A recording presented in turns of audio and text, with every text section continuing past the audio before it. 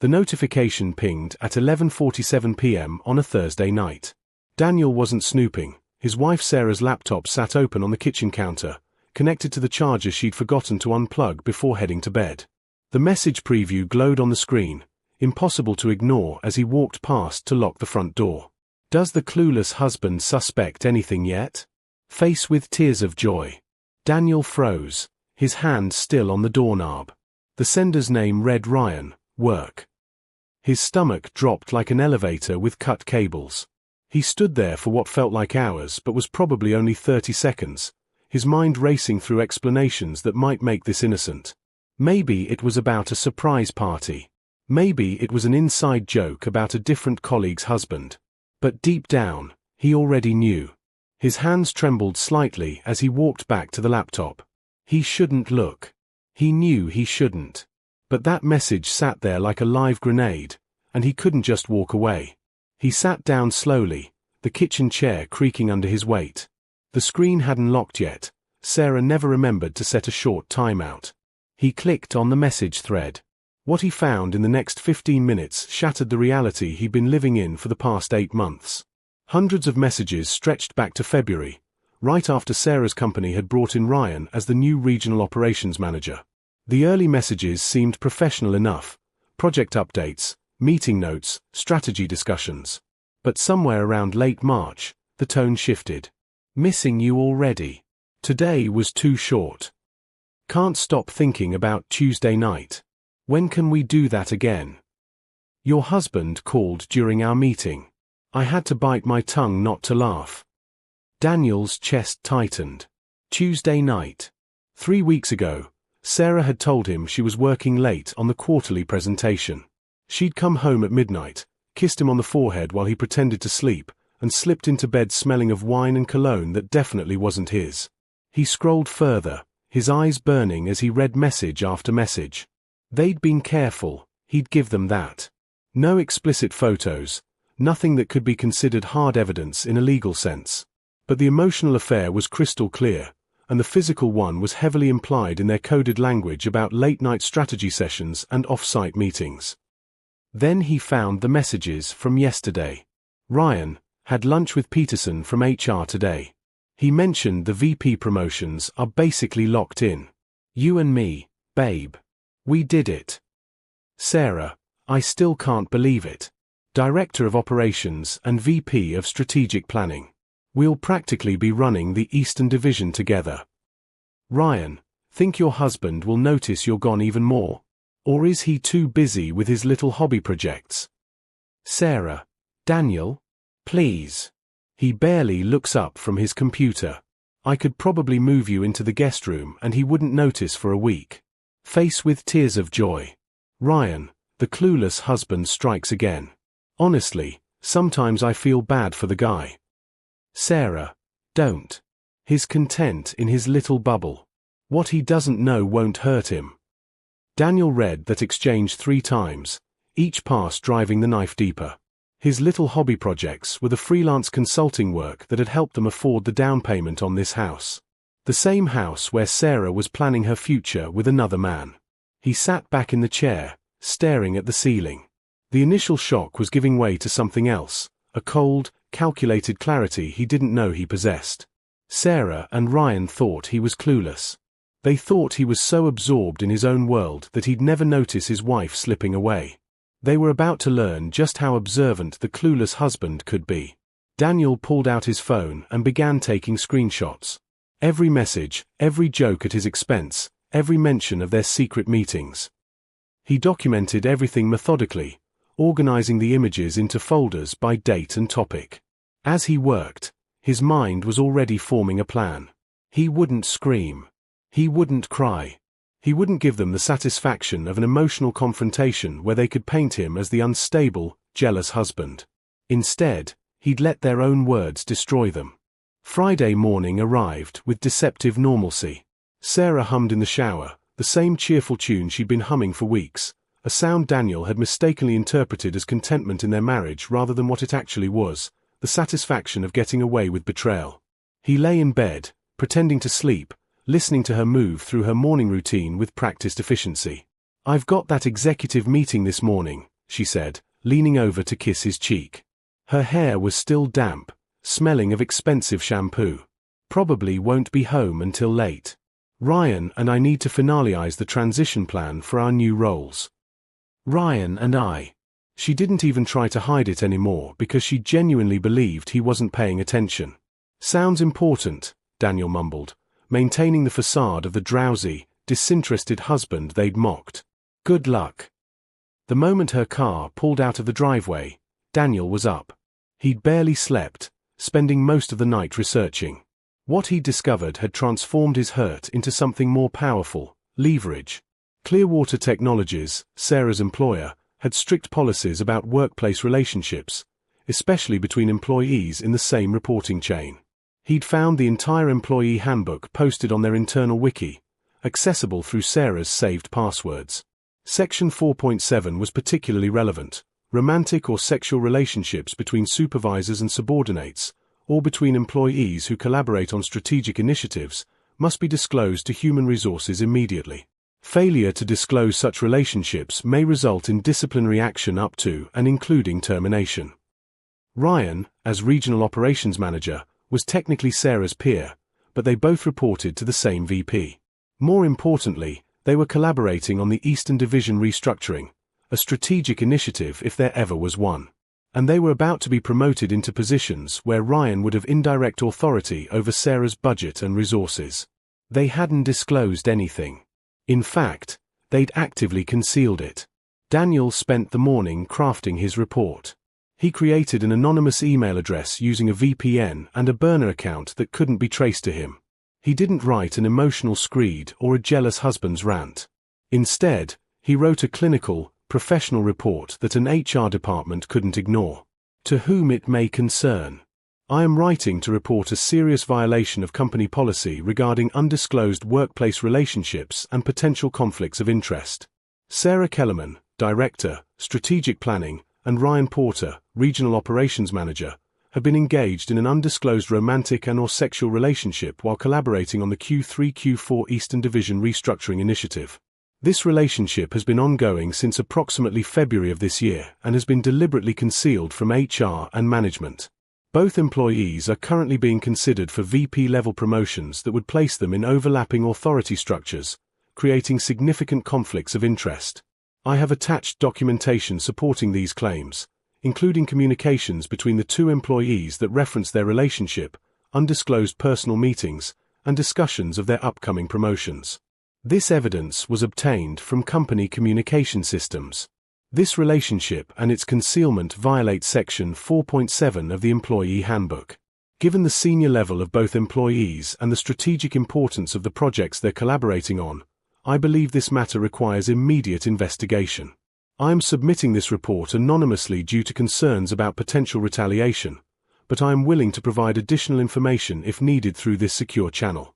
Thank you for your attention to this serious matter. He attached 50 carefully selected screenshots. Not the cruelest messages, he didn't need to twist the knife. Just the ones that clearly documented the relationship, the concealment, and the professional collaboration that made it a policy violation. Messages referencing Tuesday night, discussions of keeping their relationship secret, mentions of their upcoming joint leadership of the Eastern Division. Daniel read through the email 3 times, checking for anything that might reveal his identity or sound too emotional. It was perfect, professional, documented, and absolutely devastating. He clicked send at 10:47 a.m. Then he went to the gym, worked out for 90 minutes, came home, showered, and made himself lunch. He responded to some client emails about a consulting project. He paid some bills. He acted exactly like the clueless, oblivious husband who was too absorbed in his own little world to notice what was happening around him. His phone rang at 3:15 p.m. Sarah's name flashed on the screen. "Hey," he answered, keeping his voice casual. "Daniel." Her voice was tight, strained. "Something's come up at work. I might be really late tonight. Like, really late. Everything okay?" "It's fine. Just unexpected issues. Don't wait up." She hung up before he could respond. Daniel smiled grimly. The wheels were turning at Clearwater Technologies. HR departments didn't waste time when anonymous reports came with that much documentation. They'd be conducting preliminary interviews, reviewing policies, consulting with legal. Sarah and Ryan's carefully constructed world was beginning to crack. He spent the evening researching divorce attorneys and downloading financial records. Sarah had always handled their joint accounts, but he had access to everything. He started transferring screenshots of all their financial statements to a secure cloud drive. Their savings, their investment accounts, the mortgage details, credit card statements. If he was going to do this, he was going to do it right. Sarah came home at 11:30 p.m., her face pale and drawn. She barely spoke to him, just mumbled something about being exhausted and went straight to bed. Through the bedroom door, he could hear her typing frantically on her phone. Daniel slept in the guest room that night, claiming he didn't want to disturb her since she'd had such a stressful day. The clueless husband was gone. In his place was someone who'd learned that sometimes the best revenge wasn't hot and impulsive. It was cold, calculated, and absolutely inevitable. Monday morning hit like a Category 5 hurricane. Daniel was up early, coffee in hand, watching Sarah rush through her morning routine with barely concealed panic. Her phone had been buzzing since 6 a.m., she'd silenced it, but he could see the screen lighting up every few minutes with incoming messages. "Big day?" he asked innocently, sipping his coffee. "You have no idea," she muttered, not even looking at him as she applied her makeup with shaking hands. "There's this situation at work. It's complicated. Want to talk about it?" "No. I can't. It's confidential." She grabbed her bag and headed for the door, then paused. "Daniel, if anyone calls asking about me, anyone at all, tell them I'm not available and take a message. Don't tell them anything about our schedule or my whereabouts." He raised his eyebrows. "That sounds serious. Are you in some kind of trouble? Just do it, okay? Please." Her voice cracked slightly on the last word. After she left, Daniel settled into work from home, as he did most Mondays. But his focus wasn't on his consulting projects. It was on the carefully monitored email account he'd created. At 9:47 a.m., he received exactly what he'd been waiting for, a response from Clearwater Technologies HR. "Thank you for bringing this matter to our attention. We have initiated a formal investigation into your allegations. If you have any additional information that may be relevant, please respond to this secure channel. Your anonymity will be protected to the fullest extent possible under company policy and applicable law." Daniel leaned back in his chair. They were taking it seriously. Of course they were. He'd handed them a liability nightmare wrapped in a bow. An undisclosed relationship between senior employees who were about to be promoted into overlapping authority structures? That was every HR department's worst fear, especially in the current corporate climate where one whistleblower lawsuit could cost millions. What Daniel had learned from his research was that companies like Clearwater didn't mess around with these situations. The investigation would be swift and thorough. They'd interview Sarah and Ryan separately, review communication logs, talk to colleagues who might have noticed something. And they'd do it all before the VP promotions were officially announced, because announcing a promotion and then having to revoke it was a PR nightmare. His phone rang at 2:30 p.m. It was Sarah. "They're grilling us," she said without preamble, her voice barely above a whisper. "Someone reported us to HR. They have messages. Daniel. Screenshots of our conversations." "What conversations?" Daniel asked, proud of how confused he sounded. "With who?" "With Ryan. Someone's been accessing our company communications and they sent everything to HR. They know we've been working closely together, and someone's trying to make it look like something inappropriate." "Is it something inappropriate?" Silence on the other end. Then, "It's complicated. We're friends, close friends, and some of our messages might look bad out of context. But someone's trying to sabotage us right before our promotions. This could ruin everything we've worked for." "Who would do something like that?" "I don't know, but when I find out." She left the threat hanging. "Look, I'm going to be in meetings all afternoon. HR, legal, probably my supervisor. This is a nightmare. Do you need me to do anything?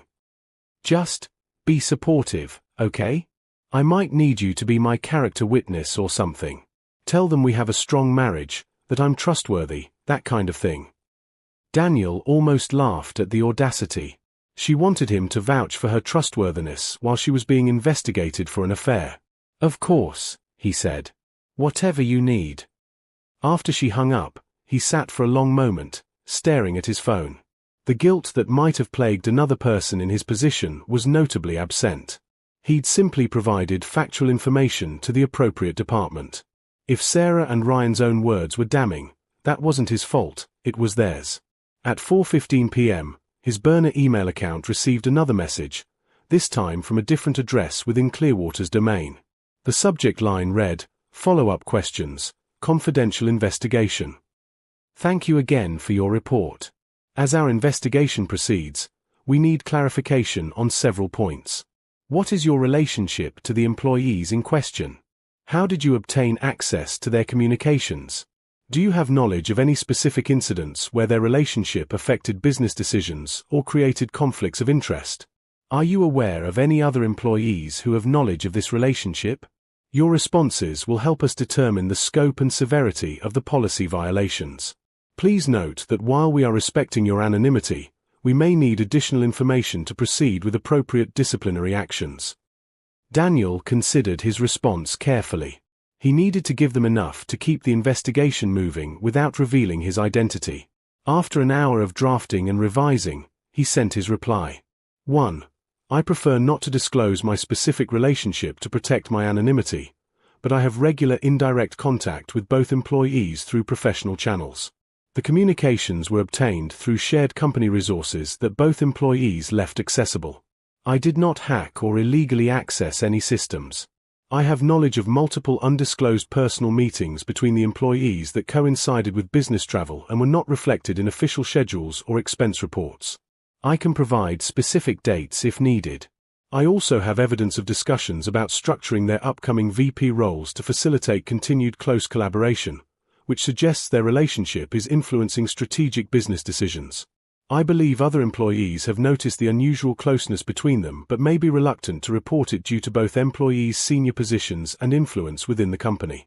I can provide additional documentation if required, including expense reports that may not align with official business justifications.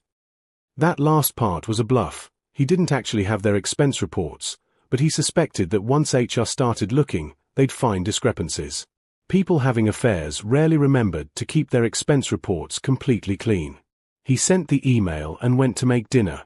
Sarah had texted to say she wouldn't be home until late again. Still dealing with this mess, her message read. Order something for yourself. Daniel made pasta, poured himself a glass of wine, and settled in to watch a movie. Somewhere across town, his wife and her lover were probably in separate conference rooms, being methodically taken apart by HR investigators armed with their own words. The clueless husband had become invisible again, exactly as he'd planned. By Tuesday afternoon, the situation at Clearwater Technologies had escalated from an internal investigation to a full-scale corporate crisis. Daniel knew this because Sarah had come home Monday night looking like she'd aged 5 years in a single day, and by Tuesday morning, she was receiving calls from lawyers, both company lawyers and a personal attorney she'd apparently retained. They're suspending us pending investigation, she told Daniel Tuesday morning, her voice hollow. Both of us. Ryan and me. They're freezing our promotions and removing us from the Eastern Division project. Daniel, this is destroying my career. He looked up from his laptop, carefully arranging his features into concerned confusion. I don't understand. You said it was just some messages that looked bad out of context. Why would they suspend you over that? Because whoever sent them to HR included more than just messages. She was pacing the kitchen like a caged animal. They have dates, times, expense reports. They're claiming Ryan and I falsified business justifications for personal trips. They're saying we violated conflict of interest policies and potentially committed expense fraud. Did you? She spun to face him. We may have blurred some lines. A few dinner meetings that ran long, maybe a couple of conferences where we extended the stay, but everyone does that. They're making it sound like we embezzled company funds when all we did was what every executive does. But you and Ryan aren't just colleagues, are you? Daniel kept his voice gentle, almost sympathetic. You two seem really close. Maybe too close for the company's comfort. Sarah's face went pale. What are you saying? I'm saying that maybe whoever reported you knew something that made those expense reports look worse than they actually are. Like if you two were, I don't know, involved somehow. That's ridiculous. But her eyes wouldn't meet his. Is it? Daniel stood up, closing his laptop. Sarah, I'm not stupid. I've watched you light up every time Ryan's name comes up. I've noticed you working late on nights when you come home smelling like wine and cologne. I've seen the way you check your phone constantly and hide the screen when I walk by. Her face crumbled. Daniel, I'm not done. His voice was still calm, still controlled. I don't know exactly what's been going on between you two, and right now, I don't care. What I care about is that you're in trouble at work, and you need to figure out if defending whatever you have with Ryan is worth your career. Because from where I'm standing, it looks like someone at your company knows exactly what's been happening, and they've documented it well enough that HR is taking it seriously. Sarah sank into a chair, her head in her hands. This wasn't supposed to happen. We were so careful. There it was. The admission he'd been waiting for, though he didn't actually need it. He had all the evidence he required saved in multiple secure locations. But hearing her say it out loud still sent a fresh wave of pain through his chest. How long? He asked quietly. Since March. But Daniel, it's not what you think. We didn't mean for it to happen. We just connected on this project, and things got complicated, and... Save it. He held up his hand. Whatever you need to tell yourself to sleep at night, that's your business. But right now, you need to decide something. Are you going to come clean to HR and maybe save part of your career, or are you going to keep lying and hope this goes away? She looked up at him, tears streaming down her face. I can't admit it. If I admit we had a relationship, they'll fire us both. The company policy is clear. Undisclosed relationships between collaborating employees are grounds for termination, especially at our level. We'd lose everything. Then you're already lost, Daniel said. Because whoever reported you has documentation. You said so yourself. They're not going to drop this. His phone buzzed. He glanced at it, a news alert from a local business blog he'd started following. The headline made his stomach flip. Clearwater Technologies suspends 2 executives amid ethics investigation. He showed Sarah the screen. Her face went from pale to ashen. Oh my God. It's public. How is it public already? Daniel skimmed the article. Someone had leaked the investigation to the press, probably someone at Clearwater who was unhappy with how Sarah and Ryan had been fast-tracked for promotions. The article didn't name them specifically, but it mentioned 2 senior executives under investigation for undisclosed conflicts of interest and potential expense fraud related to an inappropriate workplace relationship. In their industry, in their city, people would figure out who it was by the end of the day. Sarah's phone started ringing. Then Daniel's. Then Sarah's again. She looked at the screen and her hands started shaking. It's my mother. And my sister. And, oh God, it's people from work. How did this get out so fast? The internet, Daniel said simply. You should probably answer them. But she just sat there, frozen, as both their phones continued to buzz with calls and texts. Daniel picked up his phone and started reading the messages. Friends asking if Sarah was okay. Former colleagues expressing shock. His own sister asking if the news story was about Sarah's company. By Wednesday morning, it had exploded across professional networks. Someone at Clearwater had provided more details to the business press, and now multiple outlets were running stories about the executive affair scandal at one of the region's major tech companies. They still weren't naming Sarah and Ryan directly, but their LinkedIn profiles were being passed around in screenshots, their professional reputations being dissected by thousands of strangers. Ryan called Sarah on Wednesday afternoon. Daniel heard her end of the conversation from his office. This is your fault. You said we were being careful. Yes, I know we both participated, but you're the one who insisted on using company chat. I don't care what the lawyers say, my career is over. No, we can't see each other. Are you insane? That's exactly what they're watching for. She hung up and screamed, an actual primal scream of frustration and rage. Daniel found her in their bedroom, surrounded by tissues, her laptop open to the latest article about the scandal. This one had a comment section, and people who claimed to work at Clearwater were sharing details. Lots of details. Everyone knows, she whispered. Everyone in the industry knows it's me and Ryan. Our names are in the comments. People are calling us cheaters and frauds. There are memes, Daniel.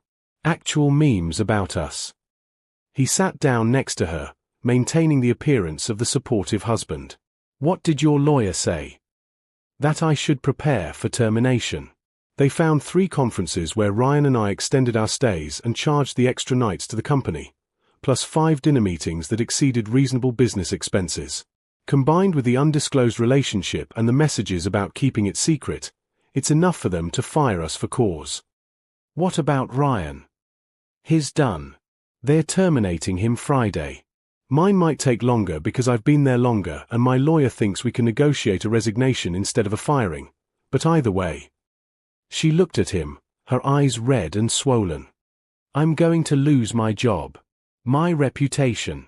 Probably my entire career in this industry. Over a stupid affair that wasn't even that serious. Daniel felt a flicker of something, not quite satisfaction, not quite vindication.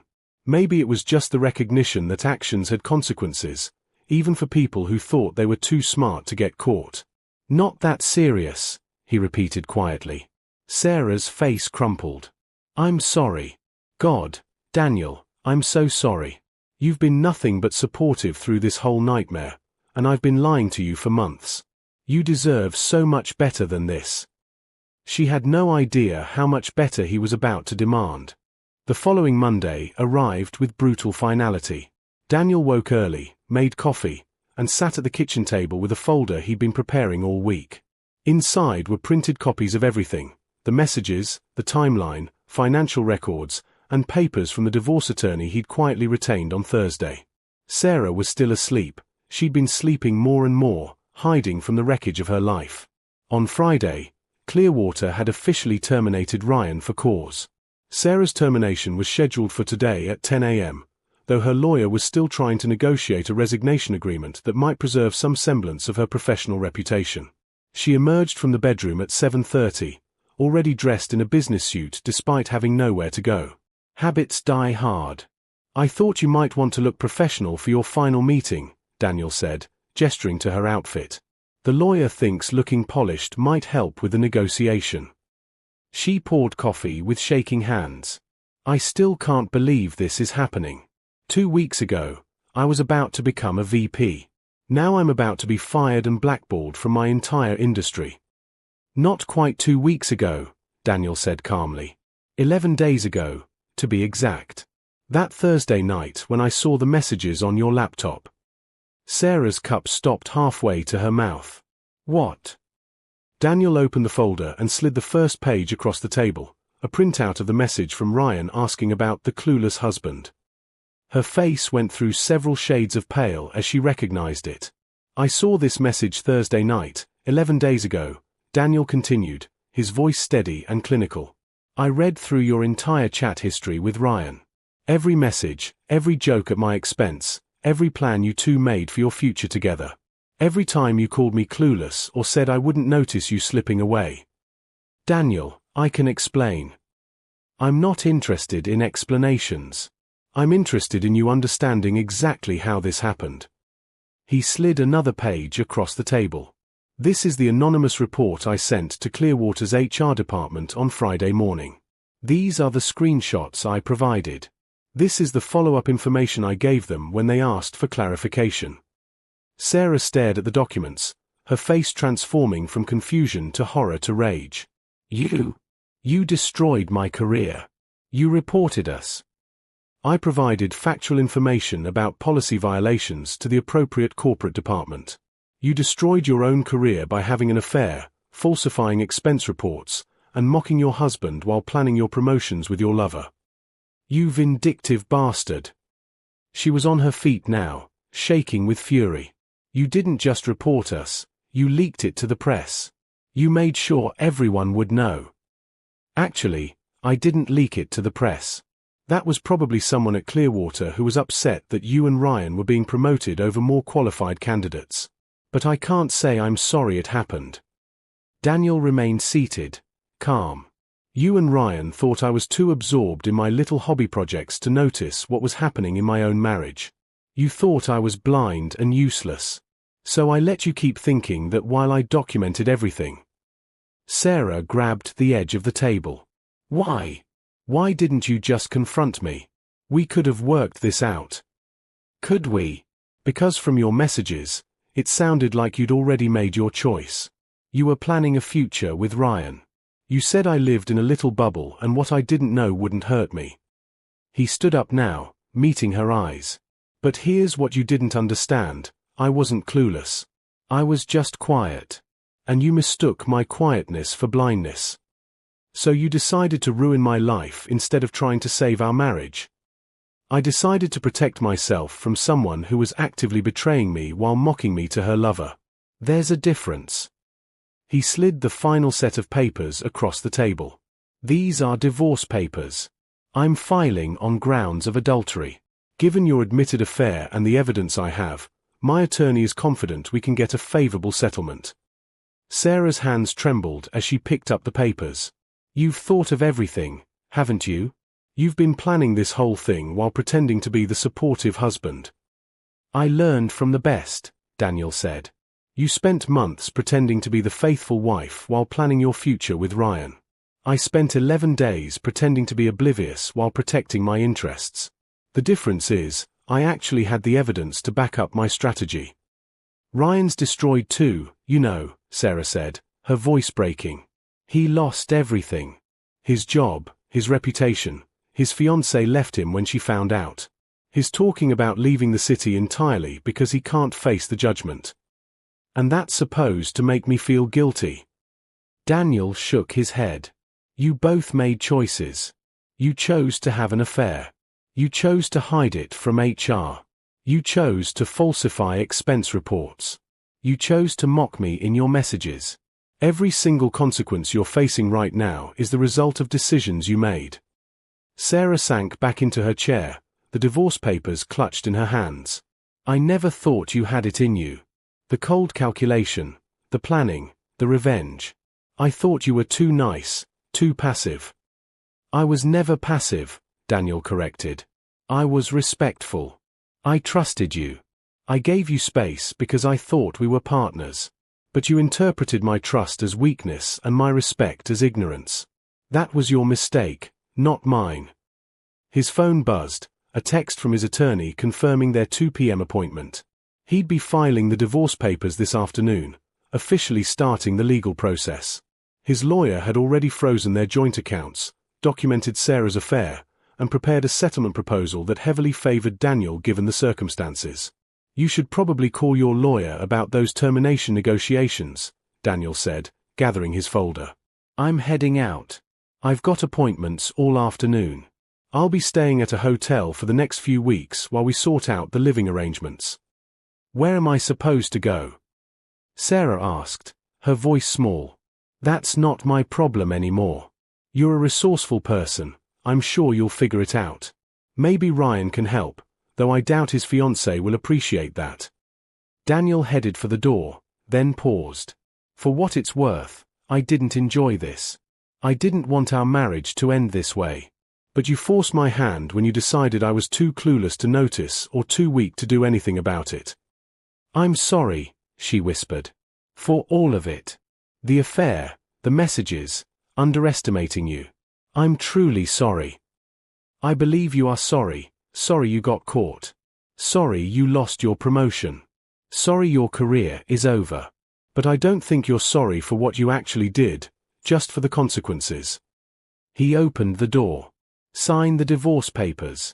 My attorney will be in touch about the settlement. And Sarah, next time you think someone is clueless, Remember that sometimes the quietest person in the room is actually the one paying the closest attention. As Daniel drove away from the house he'd shared with Sarah for 6 years, he felt an unexpected sense of peace. The clueless husband they'd mocked was gone, replaced by someone who'd learned that self-respect sometimes required difficult choices. Sarah and Ryan had built their relationship on a foundation of lies and contempt, and that foundation had collapsed under the weight of their own words. By the following Monday, the aftermath was complete. Ryan had indeed left the city, relocating across the country to escape the professional damage. Sarah had accepted a resignation agreement from Clearwater that at least avoided the word termination on her official record, though everyone in the industry knew what had really happened.